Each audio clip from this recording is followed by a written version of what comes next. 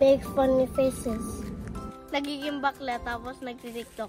He always say Kevin Durant is better than Steph Curry.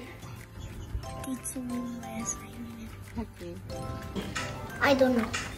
Very daddy. Dance. Funny jokes. Nagda-dance.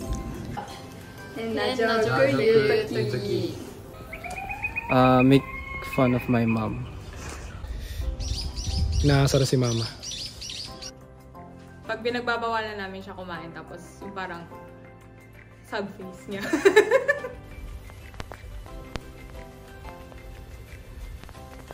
I will be sad. Walang pagkain. I think I will get sad. Mahirap mabuhay. I would go to war. To cry. Cry. For sure, wala po kaming discipline. I can't imagine. Walang direction, wala kaming pangunguhanan ng lakas sa bahay. Hindi na ako pogi.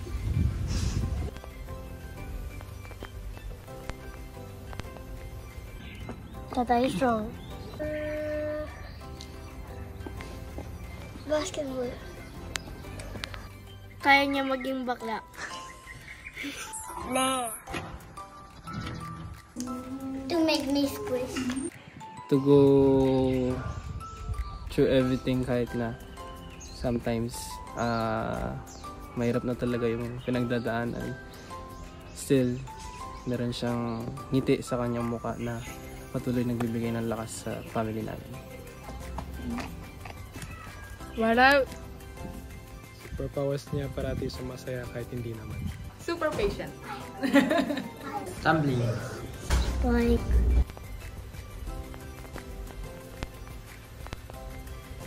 Ayusin niyo yung kotse. Nakasara si mama. basketball. Dance.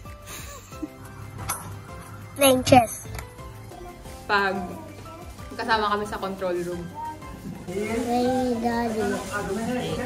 Playing games. Dad. Spending time in the car and then nagsusundo chocolate. Or saan? Play basketball. Talk about basketball. Pag nasa sofa kami. Cooking. Wow. Playing Beyblade. Hi.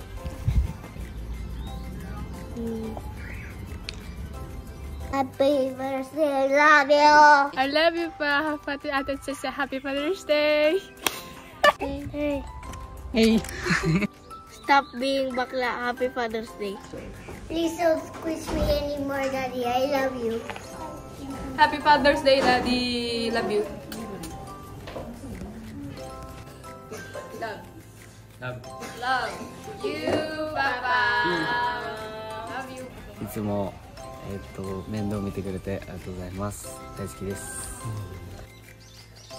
Thank you sa lahat ng ginagawa mo para sa amin. Love you. Pa, konti na lang mag-graduate na kami.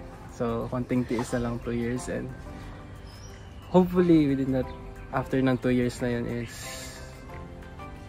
mabalik ko sa inyo, sa'yo, yung mga pinaghirapan na ginawa niyo para sa amin and mabigay yung deserve sa inyo ni Mama. Yun lang, and Happy Father's Day. Happy Father's Day! I love you, Tatay. Happy Father's Day. Papa. Happy Father's Day. I love you.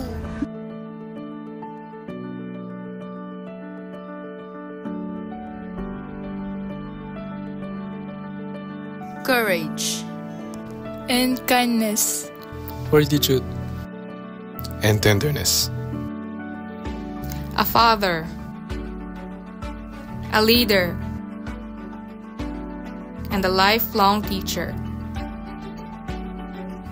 comforter,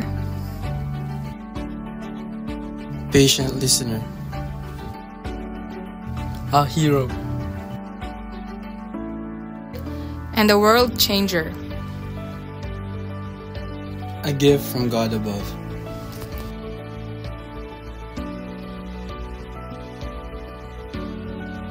Being a father is a high and holy calling.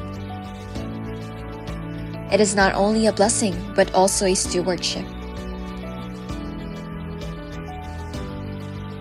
Fatherhood is a precious opportunity and a divine responsibility because it is one of the many ways that God watches over us all.